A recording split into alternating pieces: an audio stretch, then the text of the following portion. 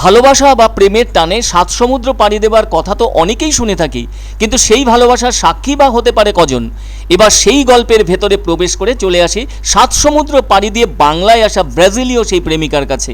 বলা যায় বিশ্ববিখ্যাত ফুটবলের দেশ থেকে ওই প্রেমিকার ফুটবল পাগল বাংলায় আসা। ব্রাজিলের যে জায়গা থেকে বাংলার নবদ্বীপে একাই চলে এসেছেন সেই ব্রাজিলিয়ান প্রেমিকা, তার দূরত্ব কিন্তু কম নয়, 14,766 কিলোমিটার, যা প্রায় 15,000 কিলোমিটার। এত দূর থেকে প্রেমের টানে যেন সব কিছু ছেড়ে একাই চলে এসেছেন সোজা তার প্রেমিকের কাছে। একটি যুবতী মেয়ের ক্ষেত্রে ব্যাপারটা মোটেই জল ভাত নয়। কেউ কেউ ভাবতে পারেন এমনটা হয় নাকি? হয় নাকি নয়, আলবাত হয়েছে। আসলে দুটি মনের মাঝে অচ্ছেদ্য বন্ধন যা দিয়ে তৈরি হয়েছে তারই তো নাম ভালোবাসা। আর ভালোবাসার ক্ষেত্রে কাউকে যে রাজকন্যা হতে হবে কিংবা কাউকে যে রাজপুত্র হতে হবে এর কোনোই মানে নেই। ওই প্রেমিকা যেখানে চলে এসেছেন তার ঠিকানা কিন্তু নদিয়া জেলার নবদ্বীপ ব্লকের ফরেস্ট ডাঙ্গা এলাকার এক মণ্ডল পরিবারে। বলে রাখা ভালো, আগামী শুক্রবার তাদের বিয়ের আয়োজন রয়েছে। আর সেই বিয়ে কিন্তু হচ্ছে সম্পূর্ণ বাঙালি সংস্কৃতি মেনেই।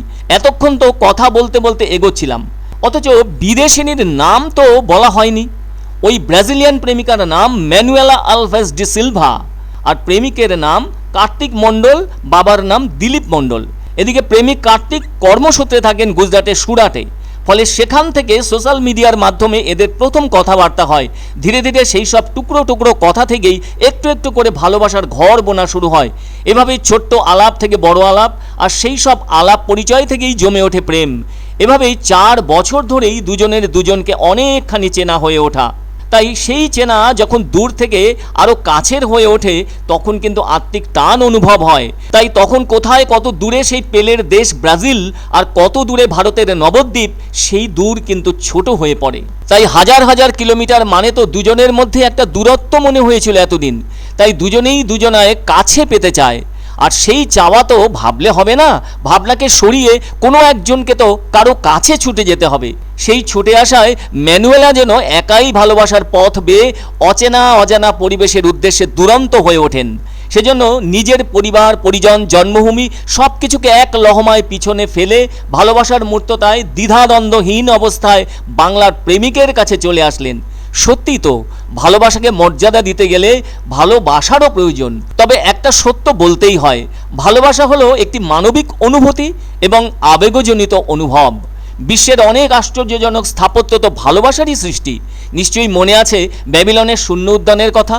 নেবুকাত নেজার তার ভালোবাসার মানুষটিকে খুশি রাখতেই অনন্য ঘটনা ঘটিয়েছিলেন। যারা কবি সাহিত্যিক শিল্পী সঙ্গীতজ্ঞ তারাও প্রেম ভালোবাসার নানা ভাবনার উপহার সাজিয়ে রেখে চলেছেন। তারাই বা কম কিসে? কেউ বুঝতে দেন, কেউ বুঝতেই দেন না। তবু সেসবের সারবত্তাই হলো ভালোবাসা। এদিকে মণ্ডল বাড়িতে চলছে বিয়ের আয়োজন। প্রতিবেশীদের মধ্যে শুরু হয়েছে পাড়ার ছেলের এমন ভালোবাসার গল্প, সেই সঙ্গে উৎসাহ আর বাড়তি কৌতূহল। কেননা তাদের ভাবে ভাষায় যেটি মূর্ত হয়ে উঠেছে তা হলো এলাকার ছেলের বউ হবে বিদেশিনী। এদিকে পাত্রী ব্রাজিলিয়ান হওয়ায় ভাষার একটা সমস্যা সামনে আসছে। তাই নতুন বউয়ের সাথে কিভাবে চলবে কথোপকথন চিন্তা হচ্ছে তা নিয়ে। তবে এখন তো নেট যুগ, তাই সেটা কাজে লাগিয়েই চলছে আলাপের পথ পাতা। প্রেমিকা ডি সিলভা জানিয়েই দিয়েছেন তিনি শাড়ি পরবেন। যেটি সব থেকে আশ্চর্যের তা হলো সুদূর ব্রাজিল থেকে পাত্রী সোজা চলে এসেছেন বিয়ে করতে নবদ্বীপে। ফলে মণ্ডল পরিবারে চলছে এখন বিয়ের আয়োজন নিয়ে এক অদ্ভুত ব্যস্ততা। অনন্যতায় ভরে উঠুক তাদের ভালোবাসার স্বপ্ন, ভালোবাসার জীবন চাইছেন সকলেই। E foi prazer ter vindo à Índia, principalmente para casa deles que me acolheram muito bem, graças a Deus. আমাদের প্রথম আলাপ হয় ফেসবুক থেকে, তারপরে হোয়াটসঅ্যাপ থেকে কথাবার্তা আলাপ, ওদের পরিবারের সঙ্গে, ওদের ভাই বোন সবার সঙ্গে আলাপ আলোচনা, আমাদের বাড়িঘর দেখানো, ওদের বাবা মার সঙ্গে সবার সঙ্গে পরিচয়। তারপরে আস্তে আস্তে আমাদের ভালোবাসা হয়, ও আমাকে প্রপোজ করে, আমি ওকে প্রপোজ করি।